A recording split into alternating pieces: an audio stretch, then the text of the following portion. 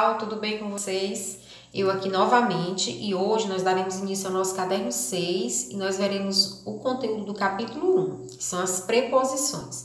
Então vamos observar aqui cada uso dessas preposições. Quando a gente vai falando sobre tempo e data, nós iremos usar essas preposições aqui. A preposição at, on, in, since e for, ok? Então vamos ver cada uma delas separadamente. Aqui nós temos a preposição at, que é utilizada para horas e feriados. Exemplo, the game is at 6 o'clock.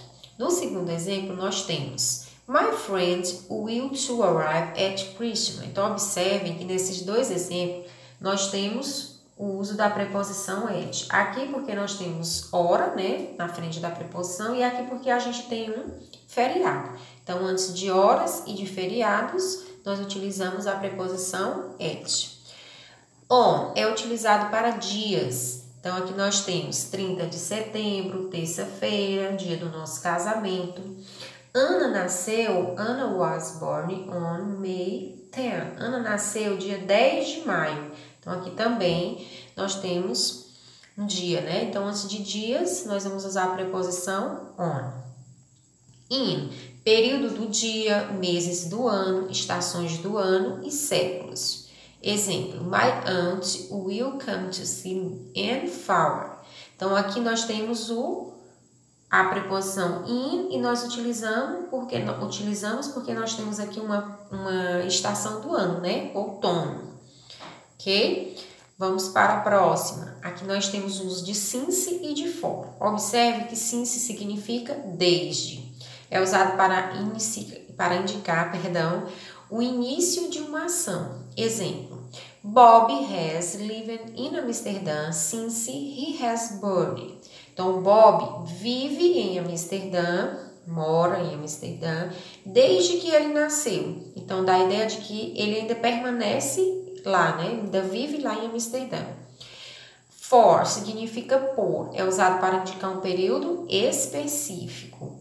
Bob has lived in Amsterdã for 6 years. Então, aqui, ó, nós temos o Bob, ele viveu por 6 anos em Amsterdã. Ele não vive mais. Então, aqui nós temos um período específico e aqui nós temos o início de ação, que dá a ideia de que a ação ainda continua a acontecer, ok? Agora, nós vamos para as preposições que traz a ideia de lugar e de movimento, que é usada para lugar e para movimento.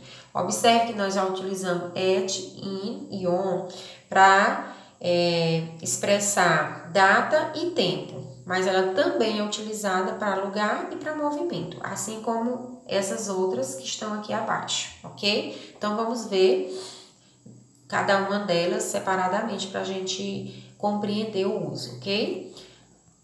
Primeira preposição. A preposição at é usada para endereços, lugares públicos e cidadezinhas. Exemplo, Anna is at the bus stop. Então, aqui nós utilizamos a preposição at, porque nós temos aqui parada de ônibus, que é um lugar público.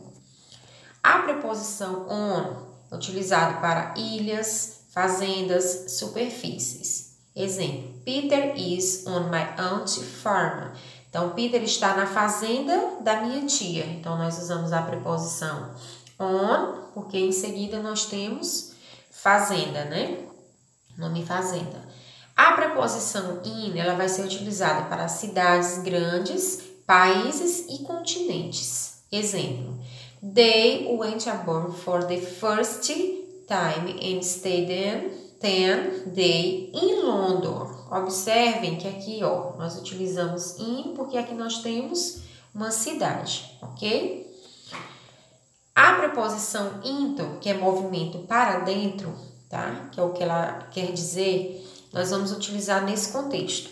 The student came into the room. Então, os estudantes entraram rapidamente para a sala. Então, não precisa dizer que eles entraram para dentro, apesar da tradução da preposição trazer essa ideia. Mas a gente não precisa traduzir ao pé da letra. A gente diz que os estudantes entraram rapidamente para a sala, tá bom? A preposição out of, movimento para fora. A minha mãe, ela correu para fora do quarto dela. Então, nós usamos a preposição out of.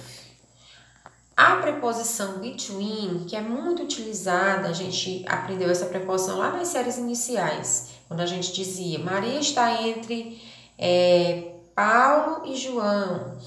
Eu estou entre a cadeira vermelha e a cadeira branca.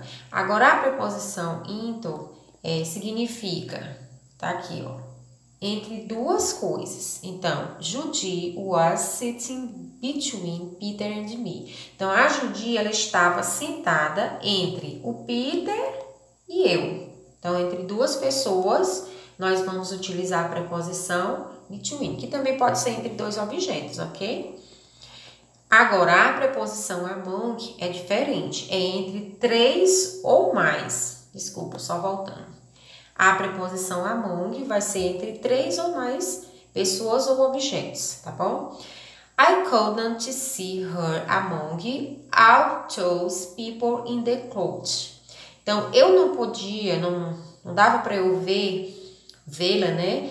Entre todas aquelas pessoas na multidão. Então, era muito mais do que três pessoas, né? Então, portanto, nós vamos usar a preposição among. A preposição over, que significa sobre ou em cima. That plane was flying over the clouds.